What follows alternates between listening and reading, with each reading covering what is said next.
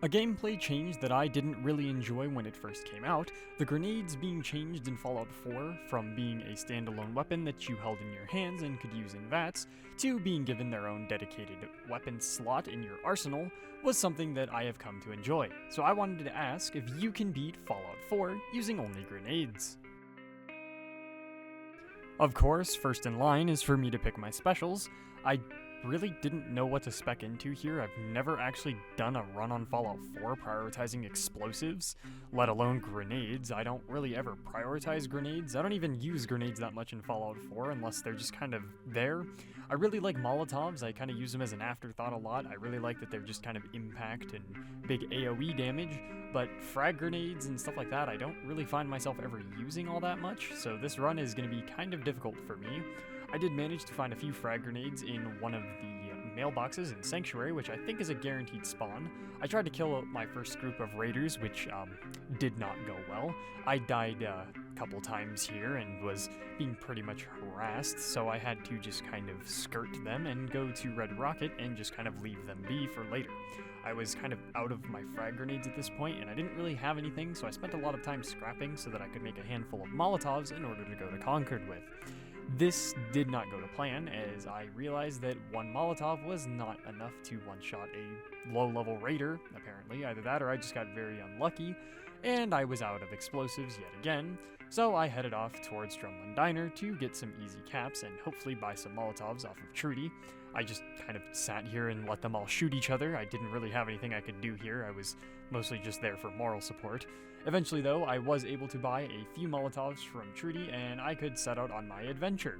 Not that I could do a whole lot with 2 Molotovs, but, you know, I kind of needed to go loot goblin everything anyways so that I could hopefully craft more. You know, I thought I was going to be crafting explosives a lot more this run, and they're just really damn expensive, so I just kind of ignored that, and instead I ended up merchant resetting a lot. I think I ended the run in like mid-January or something like that, when Fallout 4 starts in October. If you want an idea for how much merchant resetting I'm going to have to do later, it was really not that fun of a run to just sit there in a chair for probably half of the recording, honestly. The amount of time I had to edit out of me just sitting in a chair in Diamond City or Good Neighbor to buy goddamn frag grenades or Molotovs is really atrocious. But with that aside, I did make it to Diamond City, even though I was out of explosives at this point, again, and I had to, of course, start merchant resetting because I needed a shit ton of Molotovs, as it was, you know, the only thing I could reliably access at this point, to go to Park Street Station and rescue Nick Valentine with. Now, the Triggermen are, of course, as squishy as always, so they pretty much went down with 1 Molotov each. They weren't too difficult. Sometimes I'd get lucky and 2 or 3 of them would group up and I'd get to kill them with 1 Molotov, and it was a good chunk of XP, and it would give me stuff to sell later. So I wasn't too angry about wasting stuff in here. Molotovs are generally cheap. I think they were about 100 caps each when I was doing this run, give or take, and I would have plenty of stuff to sell, so I ended up stocking up on Molotovs a lot this run. I did switch to frag grenades later on, and I did pick up some other miscellaneous grenades here and there. I know I have pulse grenades for certain sections. I think I threw a couple cryo grenades, baseball grenades. Of course, you know, I needed to pretty much grab my hands on anything I could, but I was mostly using Molotovs for the majority of the run, and I think the reason why is I just really enjoy that they explode on impact. I'm kind of sad that we don't have like an actual impact grenade in Fallout 4. I think that would have been really cool, and it would have been really, really good in combat, but I'll have to make do with what I have for now. I rescued Nick, and it was time for me to, of course, AFK and go get a snack, and while I was gone, I don't know what happened. I came back to being dead, but when I checked the recording, I was apparently getting cyberbullied by a raider that was shanking the shit out of me while I was gone.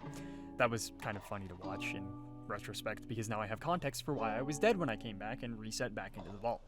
Anyways, I went back to Diamond City, got Kellogg's key. Kellogg's house was the same as usual, minus a few out-of-place items, which I gladly took for myself to sell later. Went and talked to Doge so that I could go get the, Fort Hagen quest done and everything. I was not really looking forward to this, but honestly it wasn't that bad. I stocked up on around 25 Molotovs and headed there, and I didn't really have too many issues here. The Molotovs could one-shot synths and the turrets and everything, so I didn't really have too many problems dealing with things in here. I wasn't too upset or anything. I did kind of nuke myself a few times here and there and reloaded a couple saves just because I was tired of, wasting Molotovs and damaging myself. But for the most part, I didn't really do anything too bad in here. I don't think I had any deaths in here. I honestly wasn't paying attention when I was editing, so I probably should have. I did manage to pick up 2 pulse grenades in Diamond City though, which took care of Kellogg really easily, thank God, because I really wasn't looking forward to his fight because I installed a couple new mods for difficulty, one of which adds a chance for Kellogg's pistol to insta-kill you. That's just fun. Doesn't matter if you're in power armor, doesn't matter if you're in full Exo 1 power armor, it still has a chance to insta-kill you. I thought I'd spice it up and make the run harder on myself, because don't we love when I torture myself with Fallout 4? I'm not looking forward to going back to the permadeath run for this. Anyways, off to deal with my least favorite part of the game, as we all know, which is Kellogg's memories. I just kind of skip over this, honestly. You guys should know by now, if you've watched any of my previous videos, that I really, really hate these forced cutscene segments. I hate the one in New Vegas, and I hate the one in this game just as much. Anyways, on to the glowing sea, and I was pretty much just getting harassed by rad scorpions and other random shit while I was in here, so I mostly just saved my Molotovs that I spent some time stocking up on and ran away. I honestly didn't want to waste 15 Molotovs killing 2 legendary rad scorpions, so I just booked it to Virgil's Cave to save myself some time and of course effort in not having to go reset for more Molotovs. I was going to need most of them right now because it was time for me to head off to Green Tech Genetics. This was awful. Normally the gunners are not bad whatsoever. Normally I have 0 issues in here, but for some reason I kept either killing myself with Molotovs, missing, or having whatever this is happen to me. I'm still not entirely sure what this is. I think I died in the throwing animation for a Molotov, and then it was just kind of there. It was my little homie for a while, and it just kind of hung out until it eventually just disappeared. I'm not entirely sure what happened. I still can't replicate it. I've tried to replicate it by, dying as I'm throwing a Molotov, and I can't get it to happen again, which is kind of sad because I wanted to try it with other versions of the grenades, but it wasn't working for me, so moving on. Anyways, nothing in here was really that bad, honestly. I got up to the last segment after killing myself 6 times, dying to the missile launcher, dying to landmines and all that, but the Courser and everything up at the top wasn't really all that bad. I tried, just using up some other grenades that I had because I wanted to save my Molotovs for the next couple segments, and I managed to kill him with about 3 frag grenades, which I was pleasantly surprised on. I honestly thought I was going to die to the Courser a lot, but I don't think I've ever had a run where the Courser has been an issue, and it's kind of sad. I wish the Courser was more of an actual boss fight and an actual challenge, because he just kind of goes down in about 3 seconds. I think they should have armored the Coursers more, maybe. I get they're supposed to be stealth troops for the Institute and all that, but they should still have maybe bulletproof armor or something like that. I don't know. I'm not great at designing lore or anything, so I'm trying my best, but that's my reasoning for why Coursers should be better. Anyways, speaking of the Institute, I am going to be siding with them this run, just because I don't feel like doing all of the settlement fetch quest bullshit with the Minutemen. I don't see myself doing very good against the railroad, assault section on the Pridwin with grenades. I feel like I'm going to kill myself a lot if I go there, and the Institute is just, kind of an easier path for me. I feel like the Institute's just more boring. There's just a lot of dialogue, but they don't really have the annoying fetch quests and settlement setup that the Minutemen have. They don't have all of the really annoying fetch quests that the Brotherhood has, which, don't even get me started on that. I hate the Brotherhood quest line in this game. And I feel like I can do that one easier, and it will, save me some time on resetting and stuff. But of course, to get to the Institute, I needed somebody to help me get inside, which meant that it was time to go back to Concord so that I could rescue Preston. I kind of forgot that I hadn't really done anything here and that there was a bunch of raiders here, and now they were all higher level, which meant that I was getting harassed. I died here a couple times, but after a while I kind of got down what I was needing to do and what was killing me, so I got all that finished and went back to Sanctuary with Preston so that I could start working on the Settlers questline. yeah, the settlers had a little bit of an accident. I'm not entirely sure what happened to them. They didn't want to join the Minutemen or anything, so I had to, of course, break the news to Preston and then just have him help me build my machine to get into the Institute and then never speak to him again. After that, I relayed into the Institute, and it was time to go talk to Father so that I could start doing all the Institute questlines. Honestly, I'm going to skip over most of the dialogue sections for the Institute. If you've played Fallout 4, you kind of know what all this is going to be, you know? You kind of know what the dialogue is going to be and what I'm going to be doing and all that. So we're just going to pretend that none of it exists and head over to Libertalia. Now, I had a strat this time around for Libertalia. Normally, on any of my challenge runs, I just kind of brute force Libertalia and spend like 3/4 of my ammo and kill everything that's here. I've done it on a few playthroughs. I've done it with the BB gun, I think. I honestly don't remember who I sided with on that run. But this time, I decided to swim over to the main section of the boat and just kind of kill everything as it came up to me. I relied a lot on jet and perfect grenade throws here. I think I went through like 9 doses of jet, but it actually worked out pretty well. I didn't really have that many issues with Libertalia, so I was more than happy to get out of here without spending an hour on it, as I have in some other runs, because that just seems to be an issue for me in Fallout 4. I don't know why. The majority of things were pretty simple for me to do. It was just go here, talk to this, and then we skipped to the Battle of Bunker Hill.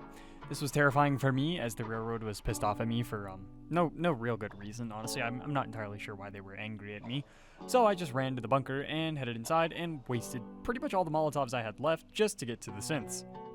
With my Molotov supply pretty much depleted, I had to, of course, do some merchant resetting, which was so lovely. I'm so glad that I decided to do a grenade run when grenades are not widely found available in the world. Honestly, I tried looking at the wikis, and I don't know if I'm just stupid, but I didn't really find any areas that just had grenades like laying around on the wiki. They just said buy them or craft them, so that's lovely. Anyways, off to mass fusion so that I could deal with the Brotherhood. This honestly wasn't too bad, and I did my tried and true tactic of sitting in the elevator with a stealth boy on, because I cannot be bothered to deal with enemies that I have to huck a grenade through a tiny little window at, and just went immediately for the beryllium agitator. I kind of messed up and for some reason forgot to pop a Rad-X the first time, so I folded immediately and then had to redo the segment, which the second time went much smoother, thankfully, and I didn't have any more slip-ups. Then came the Sentry Bot. This wasn't that bad because I managed to get a solid 5 pulse grenades from Arturo before coming here, and I wasted 3 or 4 to take down the Sentry Bot, which means that I still had to take down the Assaultrons. The Assaultrons kind of really just were stupid. Honestly, I don't know why their AI was just really, really dumb, and they just kept doing stupid things to try to kill me instead of like actually just rushing me or laser beaming me. So I pretty much got out of here scot-free. I just had to kill a couple of the turrets with grenades, kill a Protectron or 2, was pretty much out, which of course meant more merchant resetting, yay, and then more dialogue. Of course, we're just going to skip that and go directly to the next part, which is me going and fighting off the gunners to get the scientist that's in the house. This section was mildly entertaining because after, of course, Molotoving down most of the gunners, the last one just kind of got harassed by a couple of the synths. He tried. I watched him try to Stimpack spam through it like 3 times, but he just kind of got gangbanged by about 4 synths, and then that was that. The scientist was recruited, blah blah blah, speech for world domination, communism, something along those lines, and then I had to go set up the reactor and deal with more dialogue, and man, I had a lot of clicking through dialogue on this playthrough. It was kind of upsetting. Anyways, I had a lovely out-of-body experience while getting the plan to take care of the Brotherhood. I have no words for this. I have no clue what happened here. I'm still trying to figure out what I was witnessing, but it was time for me to relay to the airport and deal with the Brotherhood. I honestly was expecting this to be harder. I just kind of ran around here and ran away from everything, tanked bullets with a bunch of chems, and then found out something neat. Apparently, if you throw a Molotov right near the staircase right there, it actually destroys the generator that's above it, that is usually all the way in the back behind the stairs, surrounded by a bunch of Brotherhood members tucked away in like a tiny little section with walls. I got rid of that generator immediately and started spawning synths upstairs, which took care of pretty much all of the Brotherhood flak for me, and the other 2 generators went down with absolutely no issue, and then I could start dealing with Liberty Prime. Of course, this was great because I had all of the synth relay grenades and everything, so I just started chucking them, had all my little homies up there helping me defend the dude. A vertibird crashed on us, which was kind of terrifying. satisfying, honestly. I'm surprised that it didn't kill the synth that we had to, protect up there. I really thought a vertibird landing on him would have just ended his life. But for the most part, it was pretty simple. Elder Maxim just disappeared. He landed on the roof and then immediately left. I don't know what happened. But with that, I'm pretty much done. I pretty much beat Fallout 4 with only grenades. Honestly, this run wasn't that bad. I don't use grenades that much. I like having them on like their own hotkey and not being something that I have to equip in Fallout 4, but I do really miss the ability to just spam VATS with grenades from New Vegas. All in all, though, it was a fun run. Thank you guys so much for watching. If you guys have any suggestions, please leave them in the comments below. I appreciate each and every one of you for the support, and I hope you have a wonderful rest of your day.